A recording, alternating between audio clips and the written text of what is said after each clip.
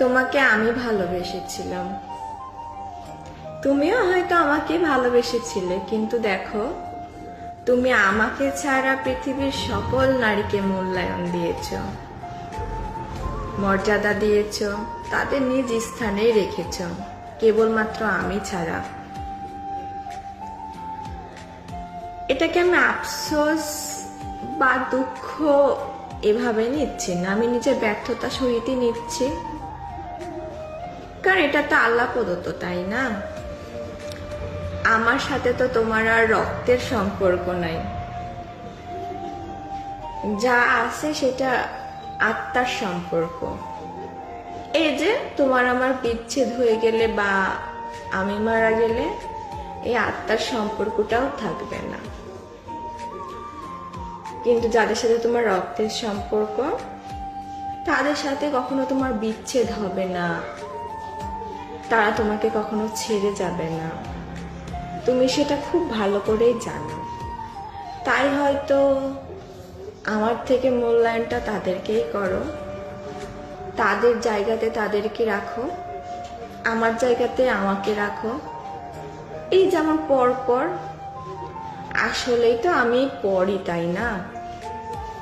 কারণ আমাদের রক্তের সম্পর্ক কোনো নাই, আমরা ছোটবেলা থেকে একসাথে বড় হইনি, আমাদের কোনো স্মৃতি নাই। যেটা হয়েছিল সেটা আসলে ওই আবেগে বশীভূত হয়ে তুমি আমার প্রেমে পড়েছিলে, আমি তো ওকে প্রত্যাখ্যান করতে পারিনি, তাই হয়তো বা বিয়ের সম্পর্কতে গড়াইছে। কিন্তু এর মানে তো এই না, তাই না, যে ভালোবাসা ছিল বলেই আমাকে নিয়েই আমাকেই মূল্য দিতে হবে, তা তো না।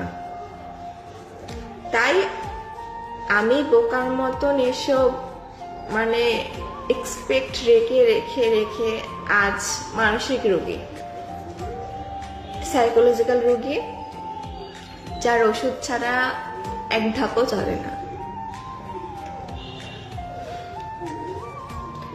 বোকার মতন যদি এক্সপেক্ট গুলা প্রথম থেকেই না রাখতাম, তাহলে হয়তো বা আজ তোমার মতন আমিও একজন শক্তিশালী মনের মানুষ হইতাম।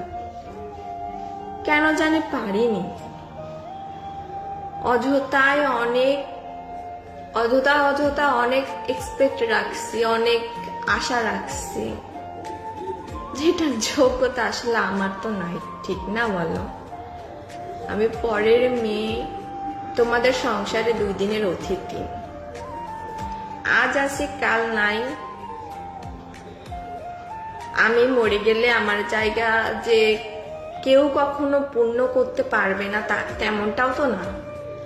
আজ আমার কিছু হলো, কালকে আমার জায়গায় এসে একজন পূর্ণ করে নেবে, কিন্তু যাদের সাথে তোমার রক্তের সম্পর্ক তাদের জায়গা তো আর কেউ কখনো এসে পূর্ণ করতে পারবে না, তাই না? তাই হয়তো আমি তোমার কখনো আপন হইতে পারিনি, তোমার উপর কোনো অধিকার খাটাইতে পারিনি। আর এই সমাজটাই তো এমন যে বিয়ে করে আনছি, সে আমার খাচ্ছে আমার পড়ছে, তার মানে আমার মতনই চলতে হবে, আমি যেভাবে চালাবো সেভাবেই চলতে হবে। তুমি তো আর সমাজের ব্যতিক্রম কিছু না, তাই তুমিও আমার সাথে তেমনটাই প্রতিফলন করার চেষ্টা করছো। কিন্তু জানো, এখানে তো আমার কোনো দোষ ছিল না, তুমি চাইলেই আমাকে তোমার জীবন থেকে সরাই দিতে পারতে, তাহলে হয়তো বা আমিও একটা সুস্থ জীবন পাইতাম, তুমিও একটা সুস্থ জীবন পাইতা। একসাথে থাকার পর কেউই তো ভালো নাই, কেউ কোনো দিক দিয়েই ভালো নাই, না আমি আছি না তুমি আছো।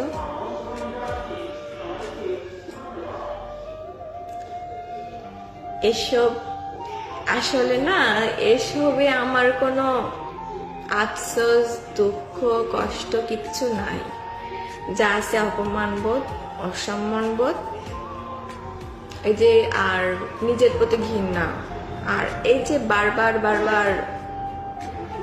হেরে যায়, যে ব্যর্থ হয়ে যায়, এই যে পরাজয়তায় ব্যর্থতা, মানে এটার একটা মানসিক যন্ত্রণা। এছাড়া কিচ্ছু নেই। খুব শান্ত মস্তিষ্কে ঘুমিয়ে যেতে চাই, আমি সকল কিছু বলে যেতে চাই। আমি মনে করতে চাই না কিছু, আমার কাছে কারো মূল্য নেই, আমি পর। আল্লাহ হয়তোবা ভুল ঠিক বলছিল যে হইল পৃথিবীর সব থেকে দামি সম্পর্ক, মূল্যবান সম্পর্ক হলো স্বামী স্ত্রী। কিন্তু এই 2026 সালে এসে এই সমাজের মধ্যে এটা ভুল, এটা মিথ্যা। স্বামী স্ত্রীর সম্পর্ক ছাড়া সব সম্পর্কের অনেক মর্যাদা, অনেক মূল্য রয়েছে। শুধু স্বামী স্ত্রীর সম্পর্ক বলতে না কোনো মূল্য নেই। মেনে নিয়েছি, মানতে শিখে গেছি, ভালো আছি। শুধু আমার কষ্টটা আমি নিজেকে সামলাইতে চাই। তোমাদের কথাগুলোতে যখন আমার কান্নাটা গলাতে বসে যায়, চেপে যায়, যখন আমি কান্নাটা চোখ দিয়ে বের হতে পারে না, গলাতে যে আটকে যায়, সে কাটাটা না বুক এবং গলাতে দুইটাতেই অনেক খোঁচা মারে।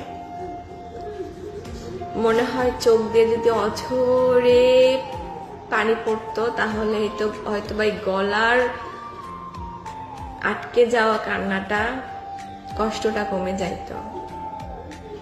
ভালো আছি, অনেক ভালো আছি। তোমার সাথে দেখা না হলে আমি হয়তোবা পৃথিবী সম্পর্কে, রক্ত সম্পর্কে এত কিছু জানতামই না। যদি জানতাম তাহলে হয়তোবা নিজের মা বাবাকে ফেলে, নিজের রক্তের সবাইকে ফেলে তোমার হাত ধরতাম না, সত্যিই ধরতাম না। তুমি যেমন তোমার রক্তের সম্পর্কের হাতটা ধরে তুমি আমাকে ছেড়ে দিবে যে কোনো সময়ে, যে কোনো কারণ ছাড়াই। আমি তো পারি নাই। আমি যখন আমার রক্তের সম্পর্কের মূল্য দিতে পারিনি, তুমি কেন আমার মূল্য দিবে, তাই না? যা হচ্ছে আমার সাথে বেশ হচ্ছে, প্রাপ্য আমি এটার আমি প্রাপ্য।